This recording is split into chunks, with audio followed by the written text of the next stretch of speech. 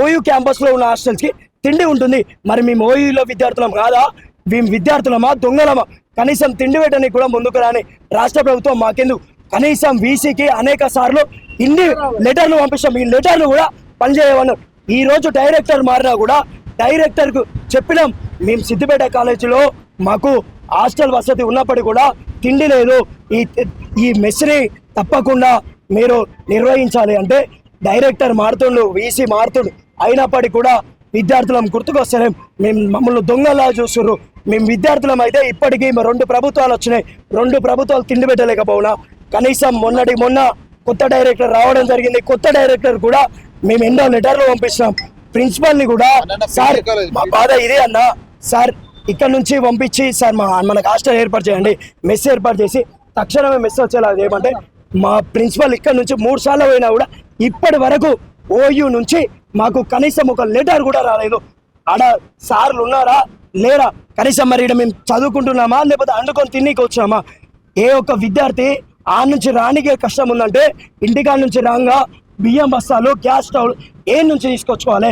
మేము చదువుకోవాలంటే చాలా ఇబ్బంది అయిన పరిస్థితి, అండుకోనికే సమయం జరుగుతుంది. రానున్న 10 రోజులలో సీనియర్ 3rd సెమ్ పరీక్షలు ఉన్నాయి. పరీక్షలు ఉన్నప్పటికీ కూడా కనీసం వాళ్ళకు ఎక్కడ చదువు మీద దృష్టి పెట్టాలా లేకపోతే అన్నం మీద దృష్టి పెట్టాలా? అన్నం పెట్టేవాడు కూడా కనీసం లేడు.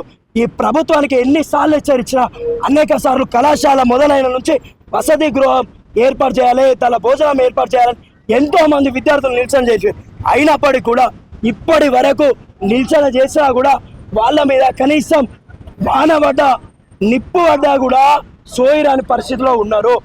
ఈ యొక్క ఖచ్చితంగా వాళ్ళు సమాధానం చెప్పాలి. ఇప్పుడు డైరెక్టర్ మాకు వారం గడువు ఇవ్వంటాడు, 100% మేము ఇయ్యం. తక్షణమే నువ్వు చెప్పాలి. ఏ రోజైతే నువ్వు నిర్వహిస్తావో, మీరు పంపించే లెటర్ దాకా ఏ రోజైతే నువ్వు మెస్ పెడతావో ఆ రోజు దాకా మేము ఇక్కడ నుంచి లేచే పరిస్థితి లేదు. మొన్న నువ్వేం చెప్పినావు? మా దగ్గర నుంచి 2200 రూపాయలు తీసుకొని మీకు తప్పకుండా మెస్ ఏర్పాటు చేస్తాను. ఏమైంది?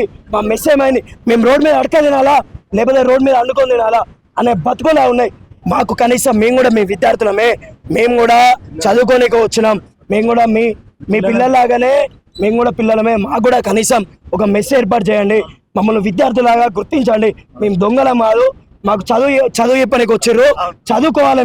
మేమేదో మేము అండుకొని తిని చదవాలంటే చాలా ఇబ్బంది అయిన పరిస్థితి. సార్ మీకు ఒకటే హెచ్చరిస్తున్నాం, ఈరోజు క్యాంపస్ ముందట ధర్నా చేస్తాం. రానున్న రోజులలో మీరు కనుక మెస్ ఏర్పాటు చేయకపోతే యూనివర్సిటీ